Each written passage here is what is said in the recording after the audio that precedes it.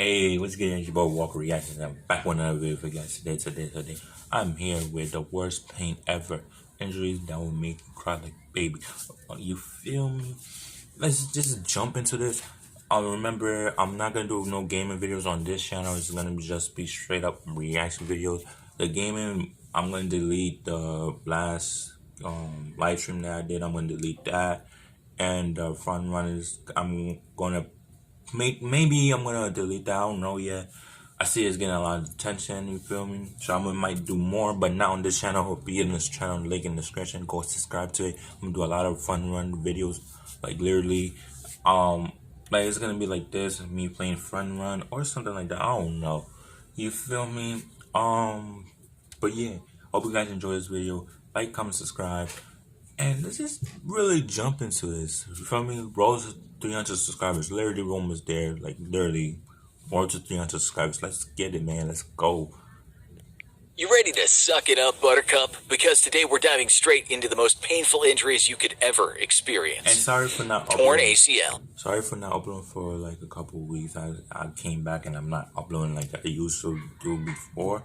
But I am going to upload. Someone gave me a motivation and said, don't care about the copyright. Like, this is copyright because I can't do music videos, but don't care about the copyright because at the end of the day they will always copyright you. So yeah, it's the bane of every professional athlete, one of the most common sports injuries, and one that can easily end your dreams of being a global superstar. From Tom Brady, Chipper Jones, Teddy Bridgewater, and wait, Tiger Woods? Really?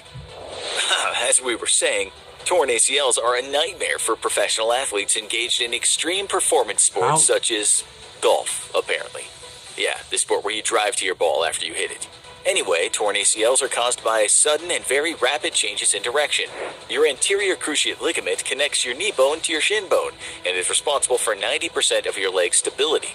When you suddenly change direction and your ligament tears, your leg can't properly support you anymore, and you'll be on your way to a very quick introduction with the dirt. If the tear is small, you can typically get away with rest and rehabilitation. Though beware, because even a small tear can take you out of the sport's action for up to a year. This is the reason that the injury is so dreaded by professional athletes, who in effect can tank an entire season and even part of a second season with just a small tear. However, if the tear is severe enough, the entire ligament might need to be replaced with surgery. In that case, your torn ligament will be replaced with a grafted-on tendon that can be taken from another part of your knee or from that of an organ donor. Think just because you're not a pro athlete, you're not at risk. Think again. ACL tears can occur from everyday things like jumping and landing wrong, doing squats improperly, twisting your leg in a fall, and just sitting there watching your favorite YouTube channel. Only one of those is made up, and we're not telling you which. Speaking of tearing things, if you like using your arms, this next excruciating injury will leave you crippled for up to a year and a half. Torn ulnar collateral ligament. Let's stick with ligaments for now, because your body is full of them and they are extremely prone to ripping, tearing, and generally disintegrating into dust inside your body. And when they do, it's a one-way ticket to the worst pain in your life, both from the injury and the very, very long and painful rehabilitation process. Most common in sports that involve rapid overhead movement, such as baseball and discus throwing, and the javelin, this injury leads to the tearing of the ulnar collateral ligament, which is located in your elbow. As the most important ligament in providing stability for your forearm and elbow, a torn ulnar collateral ligament is not only painful, but can make any activities, even non-sports related ones, impossible.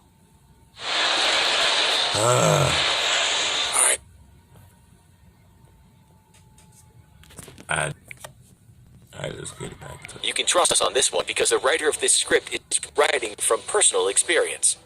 Like a torn ACL, you might hear a pop when you first suffer the injury, after which, if the tear is small, you'll experience extreme pain radiating from the inside of your elbow, and will generally be unable to move your elbow very far without extreme distress.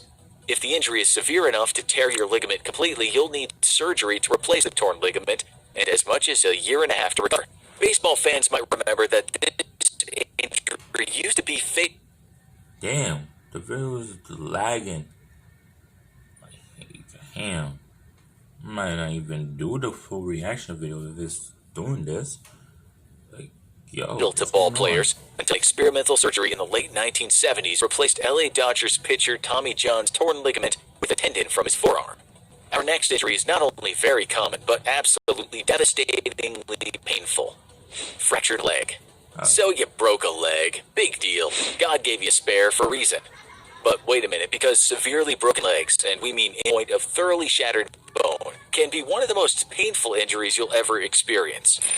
You can break a leg in any number of hilarious ways, as a quick YouTube fail video search will show you.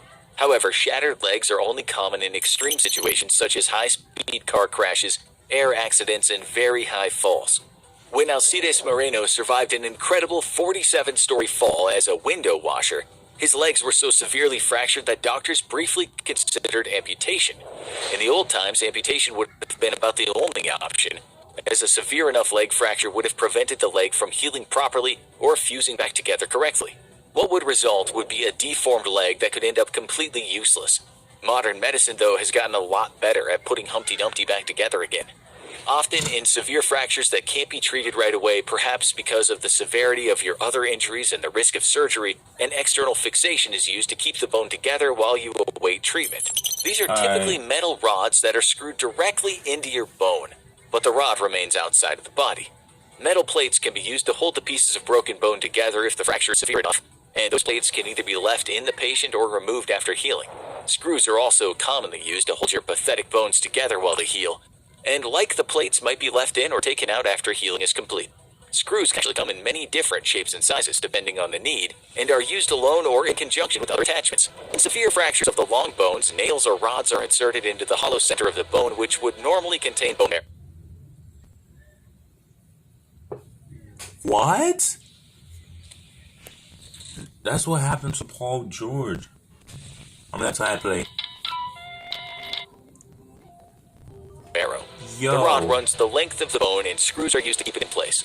The rod provides stability and prevents the fracture from shortening or rotating till it's healed.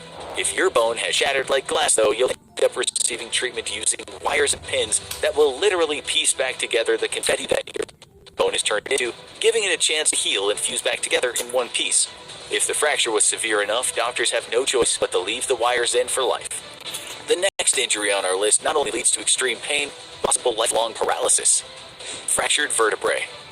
All of the injuries we've covered so far can be recovered from, even if very painful rehabilitation can take a very long time.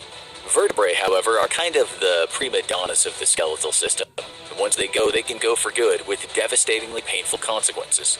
Vertebrae can be fractured in a variety of ways. People with severe osteoporosis, a disease that weakens the bones, can fracture a vertebrae just from sneezing, which must make allergy season extremely terrifying for them. People with tumors on the spine may not even be aware of the tumor until it's eaten away enough of the vertebrae and causes it to collapse. However, by far, most people fracture vertebrae in sports, falls, and car accidents. Fractured vertebrae can lead to a host of medical issues. You might get lucky and only suffer severe back pain, sometimes lasting for life even after the bone is healed. Or you might get unlucky and suffer partial or complete paralysis. If the damage is severe enough and has affected the nerves that run along the spine, that paralysis too might last for life. Treatment for a fractured vertebrae can be surgical or non-surgical. In non-surgical treatment, the vertebrae is allowed to heal on its own, which means you'll be left in crippling pain for several months.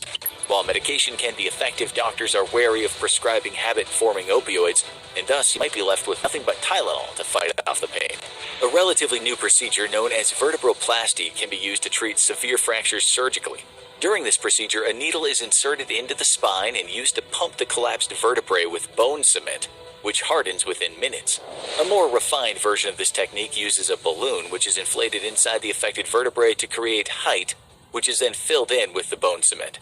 This helps restore the fractured vertebrae to something closer to its original form, and can dramatically reduce long-term or permanent pain.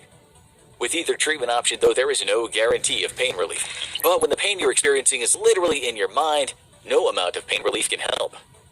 Traumatic brain injury. Every year, 1.4 million Americans suffer traumatic brain injuries. Most sufferers of traumatic brain injury will experience chronic pain that can last for months. Unlike acute pain, such as what you might feel when you break a bone, chronic pain is persistent and can be very difficult to treat or manage. Dang. I never knew any of these injuries, except for the torn ACL, because, basketball, you always hear that, but I didn't know. Medicines typically used for acute pain don't work very well at treating chronic pain. and their long-term use can either be habit-forming or risk serious kidney and liver damage. People with TBI usually suffer from several... Oh, it's an ad. I thought it froze. Have you ever wondered what would happen if you actually sat down and talked with missionaries from the Church of Jesus Christ of Latter-day Saints? Well, the answer depends on you. What do you want to talk about? Maybe you want a closer relationship with God. The ad is not working. Sorry, God. But different kinds of pain. The first is headaches, which usually start right away after the injury, but can manifest months later. These can range from your typical headache you might feel when sick to more intense migraines which last for hours and feel like someone is driving a spike into your skull. Chemical changes in the brain or damage to its structure can result in neurological pain. This pain typically has no cause and results from the brain misfiring and creating phantom pains that your nerves dutifully report.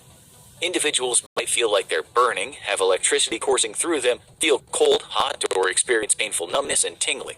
The fact that there is no physical cause to the pain, which can also manifest anywhere on the body, can be extremely maddening to deal with. TBI can also result in spasticity, which is a condition where the muscles don't react the way they should. While the condition itself doesn't cause pain, the failure of muscles to react properly can lead to very severe pain. For example, a muscle may remain flexed long after it should have been relaxed, resulting in severe pain. If you've ever experienced the delight of a Charlie horse, you'll know just how terrible this type of pain can be. Now imagine that you're getting hit with that level of pain randomly across any muscle of your body. Given how delicate and complicated the brain is, traumatic brain injury pain can be extremely difficult to manage. Oh, hell no, bro. Just hearing this is giving me, no.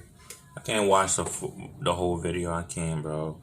Original video, nah, bro. It's just, oh my God. I can't watch it's almost there, bro. Oh my God. Just bear with me, bro. I'm dead serious, you guys. Like, I'm looking at my legs. I'm thinking about this, like, yo. Especially when it has no obvious source. While most people will recover over time, some unlucky few will have to suffer their pains for the rest of their lives. They say childbirth is the most painful thing that you can experience, but our next injury can affect both men and women and rivals childbirth in levels of gut-wrenching pain. Kidney stones. While not technically an injury, kidney stones are still one of the most painful things you can experience and something that will absolutely bring you to your knees in tears. Your kidneys are responsible for cleaning your blood, and if you have a poor diet, are overweight, or take some supplements or medications, minerals and salts can start to accumulate in your kidney. The various materials making up the kidney stone will typically crystallize as the urine is concentrated, and while some can be flushed out before they get big enough to notice, others will happily live rent-free in your kidney until they grow quite big. How big? Well, Vilas Guge of India holds the world record for a 5.11-inch wide kidney stone that had to be surgically removed from his kidney. The average kidney stone, however, will only be the size of a chickpea, which really isn't that big, until you consider that you have to pass it through your pee hole. Oh, and the stone itself is typically very sharp and jagged, like one of those Super Mario spike balls. The pain typically begins when the stone begins its path out of the kidney. At first, this can mean slight discomfort, which can be associated with back pain. As the stone crashes through your urinary tract like a ping pong ball, the pain very rapidly increases to truly excruciating levels. Remember, you're trying to push something as big as a chickpea through a tube barely big enough to accommodate it. Oh, and that chickpea is jagged and pointy all over. Even the strongest opiate pain medications can sometimes barely begin to cover the pain, which has been compared to childbirth. Luckily, the pain pretty rapidly subsides after the stone passes through the system.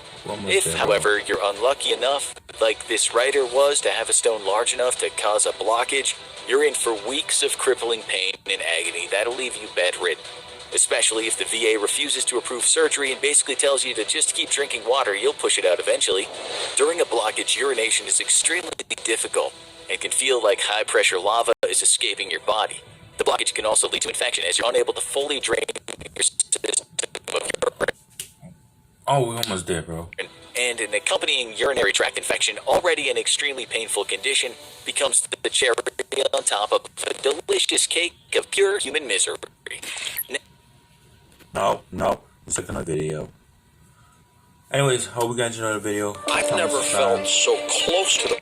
Like, comment, subscribe. I hope you guys enjoyed the video. I'm sorry for acting up. You feel me? I'm sorry for that. But other than that, hope you guys enjoyed the video. Like, comment, subscribe. Like I said, link in the description for my gaming channel. Like literally, Walker Army official. Like that's gonna be gaming. So that's my business that I'm gonna try to start. You feel me? So without further ado, let's just see you guys in another one. Peace.